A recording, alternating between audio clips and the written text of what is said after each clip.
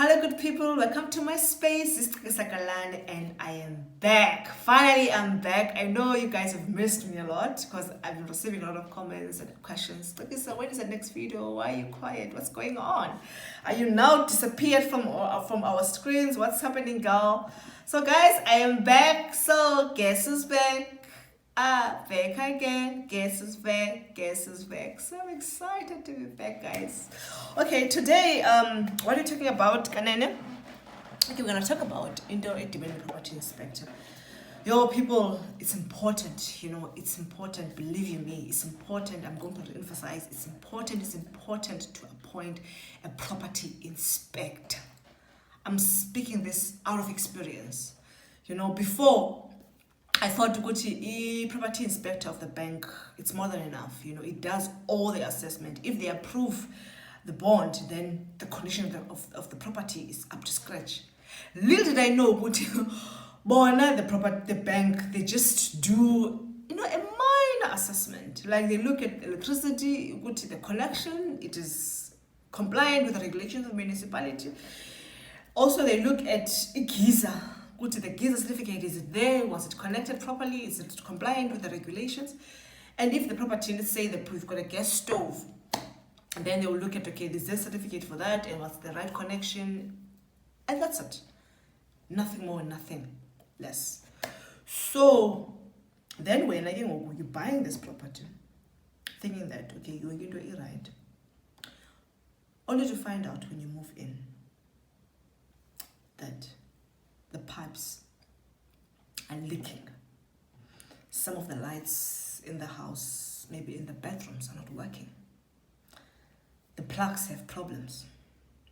The roof is leaking. The toilet doesn't flush properly. The swimming pool, it's not working properly. The suction or the pump of the swimming pool is not in good condition. So who's going to pay for it? It's you, the buyer, because look, the property has been transferred in your name and you have signed the offer to purchase. And yes, people, the offer to purchase is a binding contract. You can't get away from that. For you to get away from that, it will be a very long legal process and you'll be liable for the costs. And you will lose a lot of money. Somebody told me that to get yourself out of that, it should be like a really, really big issue. Let's say a wall somehow falls, something that happens drastically, then you can at least maybe consider taking it out of the contract. But however, you lose the transfer fees. So if you have paid 150,000 rands to the transfer lawyers, then you lose that money, because remember, it's a cost of taking through that process of registering a property in your name. So if you thought to go to the bank's property inspector, it's more than enough and you rely on that, think again, especially if you're buying a property that is older than 5 years. There will be problems and you will be liable for that. So based on my experience, I was fortunate that, yes, there were defects, and I was fortunate that I was dealing with a good agent and they were able to assist me and, liaise with the seller, how to gonna resolve this.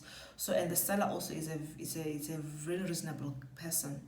So we were willing to, okay, say, let's fix this, let's go back to the negotiation table and how we're going to resolve all of this.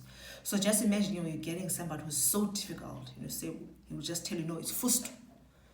You take it as it is. You signed on the dotted line and it's not my responsibility. Fix it, buyer. So now you're going to spend thousands of rands fixing something that you could have, eliminated it from the first stage.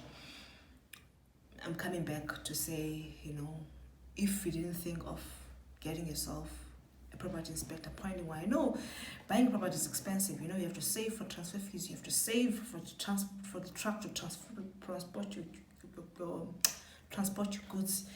You have to save. If you move into a house, you've got carpets, you need to clean the house, before you move in. There's a lot of cost. But still, rather you pay now and prevent a situation where you find yourself paying more to fixing things, that you could have, realized in the first stage before you sign that offer to purchase. And then you get a good deal because you can use that report, that you get from your property inspector to say, listen, yes, seller, this is the things, that are issuing the property, and let's negotiate the asking price. So if he agrees, then you can get a good discount, and then you feel good, okay, at least, I've paid far less than what was the asking price. So hence, I'm re-emphasizing this. I'm coming back to you guys to say, if you're in the process of buying, you rather appoint a property inspector. It can cost you 5,000, it can cost you 10,000, I don't know. So yeah, that's what I wanted to share, and let's be wise. Property is a long-term investment. You can't take the risk of buying a property that's not in a good condition. That's going to cost you a lot of money, because you're going to be frustrated. You're going to be very much frustrated. So yeah, let me leave it there. So keep well. God bless.